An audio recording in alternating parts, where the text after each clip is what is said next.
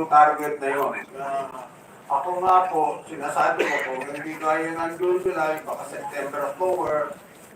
Ang tanong ko po, Hindi ko rin alam eksakto kung kailan matatapos. Pero, I mean, a few months. Kaya sinabi ko din na, kasi yan din ang tanong ng mga nag-i-interview. Sabi ko, mga 2 to 3 months, because I don't have the exact timetable also. so yung pag-set po ng timetable na yon kasama o factored in na yung administrative na assistance ni Speaker at ng ilang mga mambabatas para may talaga yung dates na mag-meet hanggang tayo. Yeah, more or less, we have a timetable, but the timetable is not on exact dates. And this timetable was agreed 2 to 3 upon, months, 2 to 3 weeks. and this timetable was agreed upon or at least discussed in that meeting. This timetable was agreed upon or at least discussed in this meeting when you asked for his assistance. Wala namang timetable na eksakto, parang Period. Opo, yung estimate na timetable na pag-usapan at napag-agrihan sa pulong na ito o isa na ito sa mga pulong na pag-usapan yun. yes, more or less po. Maliban sa administrative na tulong, ano pa po ang binigay na tulong ng tanggapan ng Speaker? Wala na po. Dalawa po yung binanggit nyo kanina, may appeal to the record. An advisory. Na-advise kami kung saan maraming mga tao na pipirma, kung saan basically ang Pearl tinuturo Russell, nila yung dito po tayo ng C&D sector ng mga voters. Bakit daw po? They tell us to concentrate on the C&D kasi sila ang nakakarami. We were told that 75 to 80% of our voters belong to the C&D market. So doon kami nagpupunta. Sino po nagsabi sa inyo? Yung mga congressmen po. Maliban Kung saan madaming mga botante. kung saan madami para mas madali kang Parang kunyari, let's say you're going to a supermarket and then you want to buy something. Of course, you cannot ask the supervisor of the supermarket where I can buy this stuff. Ganun din po ang ginawa namin. Pagpunta sa distrito, tinatanong namin sa distrito, sa congressman, CEO ng distrito, kung saan kami pupunta at makakuha ng madaming firma. Last 2 points, Madam Chair, if you will bear with me. So, yung tagumpay ninyo, thus far, na nakakuha na kayo ng mahigit 3% sa mahigit 200 distrito, hindi nyo po magagawa ito ng kayo lamang kung wala ang tulong o administrative support, advice ng mga kongresista. Malaking tulong po ang nagbibigay ng mga kongresista sa pag-identify kung saan kami kukuha ng mga signatures. At kung wala nga po yun, mahihirapan tulad ng mga nakaraang karanasan ninyo. Magagawa naman po, pero medyo matatagalan. Hindi kasing bilis tulad ngayon. Hindi kasing bilis tulad ngayon. Sabi niyo magagawa naman, pero kung wala ang tulong ng kongresista, hindi kasing bilis tulad ngayon. Oo, mas mabilis kung may tulong ng kongresista na pinpointing to us where to get the signatures. Ngayon, isang tanong lang po, yung 55 million na ginastos niyo para sa EDSA Pueraan, saan po galing yun? Ako po ang nag-provide nun, binigay ko yung cash kay Mr. Greg Garcia.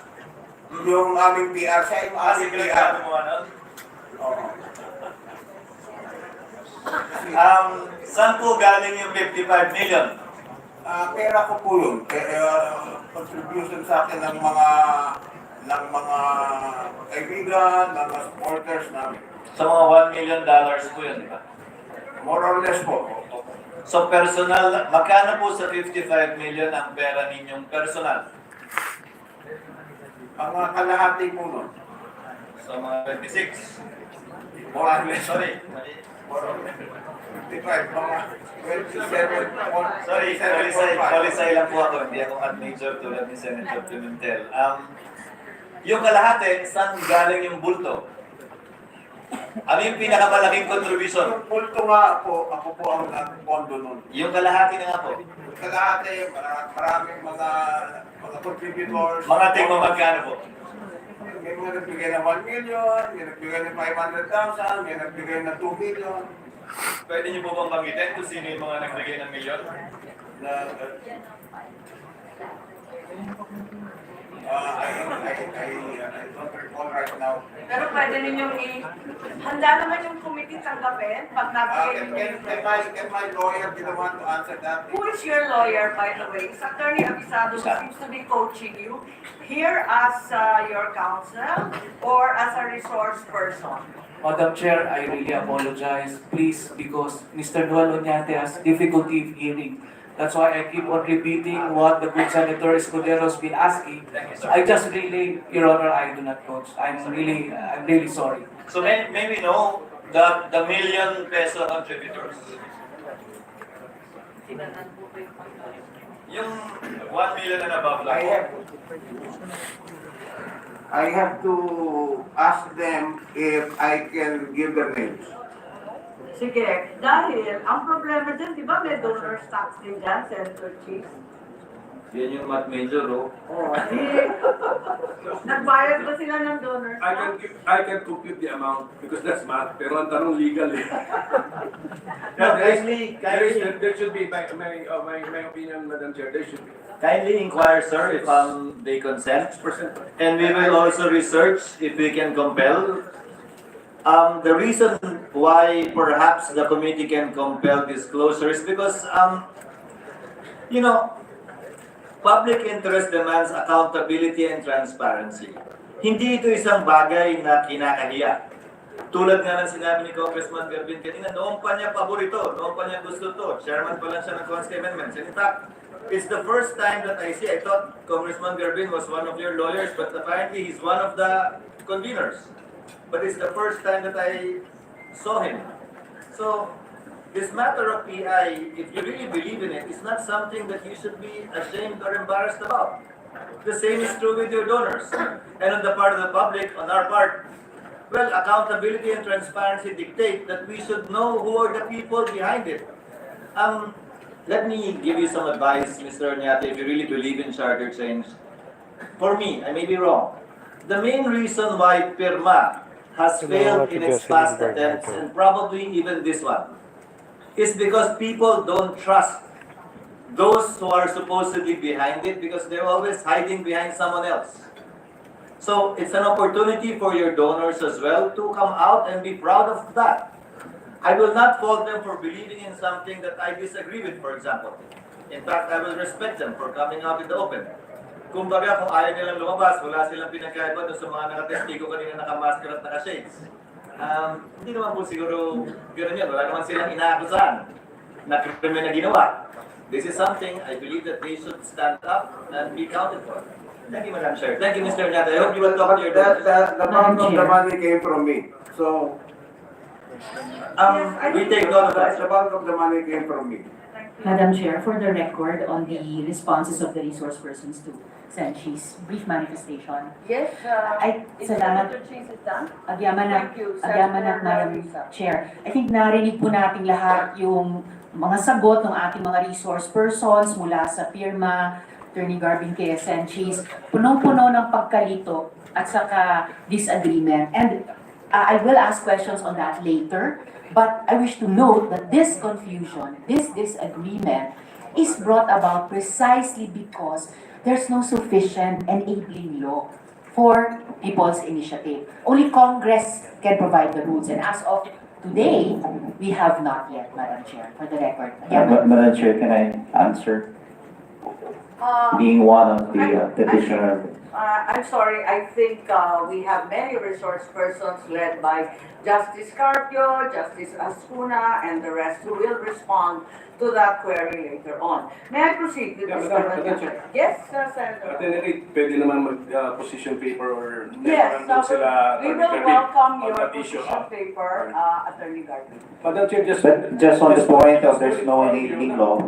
This is a matter of debate, and we simply have no time at this hearing. There's a developing consensus over here, Madam Chair, that we can compel our resource person, Mr. Oñate, to divulge the names of his donors. Correct.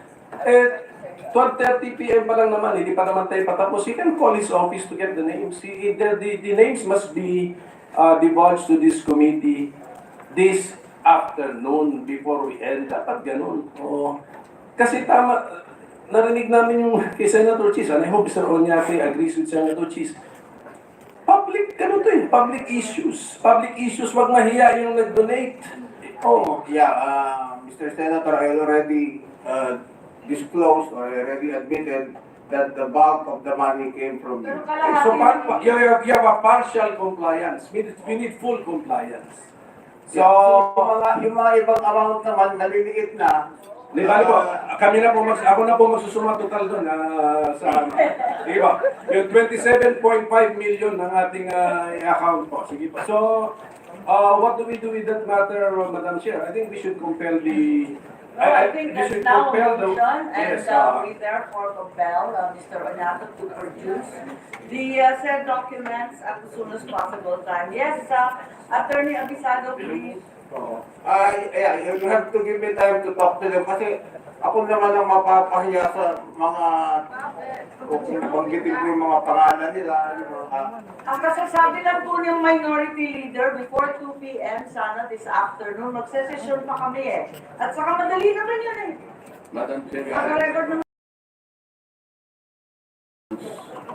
to Mr. Onyate. I'm sorry, Congressman, I think our rules don't allow resource persons to interpret po. Okay lang. Okay. But everyone agrees to suspend in your case. Thank you, ma'am. Thank you. Mr. Onyate, alam po ninyo yung kahalagahan at kakailangan ninyo maraming resources dito. Hindi po biro-biro ito, tama po.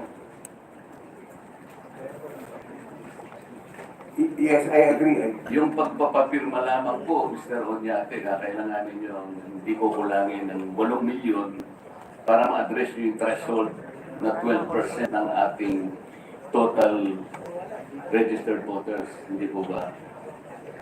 12% of our total number of voters is about 8 million. Oo nga.